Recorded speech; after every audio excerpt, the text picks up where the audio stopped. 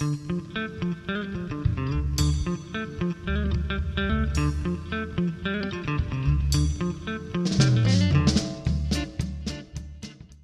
CAPC Musée d'Art Contemporain de Bordeaux est consacré à l'actualité artistique émergente. Sa collection permanente compte parmi les plus riches de France.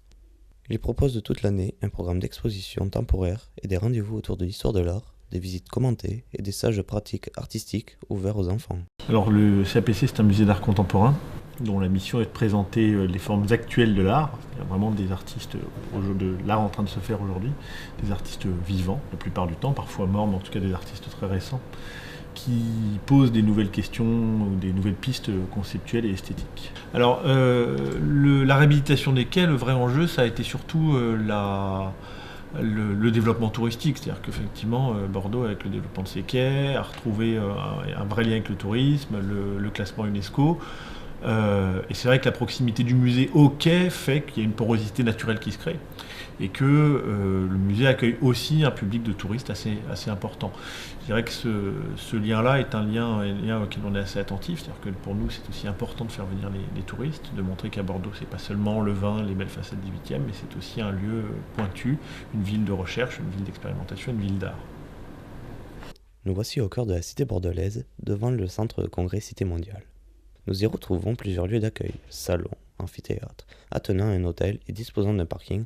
Le centre de congrès Cité Mondiale met à disposition une offre de services complète pour organiser congrès, séminaires, colloques ou bien soirées de gala.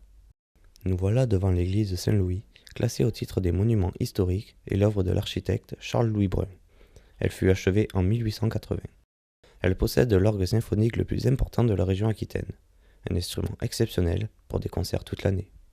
Nous arrivons dans la rue Notre-Dame, quartier fort agréable des antiquaires. Il est particulièrement dépaysant de déambuler dedans et d'entrer dans les boutiques.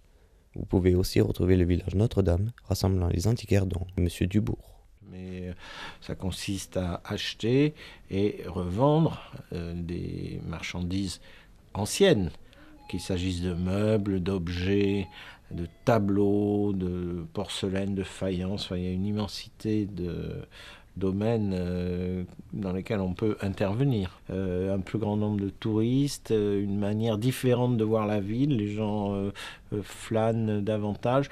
Nous avons plus peut-être de visiteurs promeneurs qu'avant, même sûrement.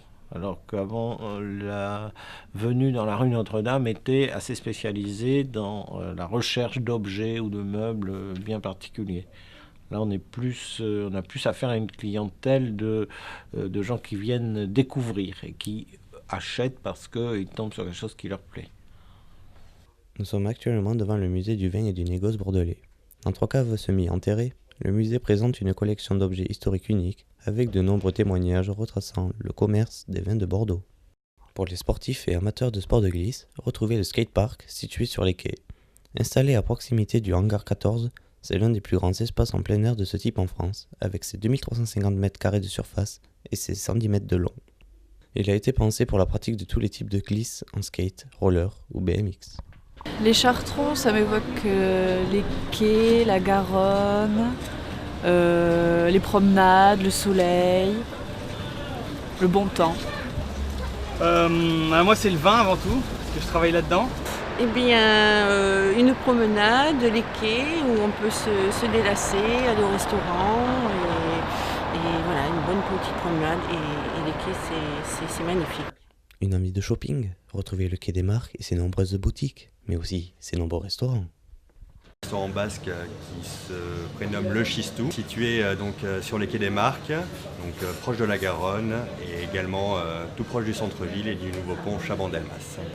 On a connu des périodes assez difficiles au tout début, avec le tramway qui a mis longtemps à se mettre en place, donc beaucoup de perturbations sur les quais.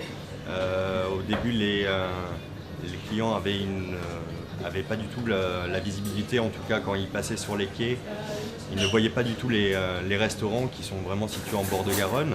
Et pour finir, nous voilà devant le nouveau pont Jacques Chaban-Delmas, qui franchit la Garonne entre le pont de Pierre et le pont d'Aquitaine.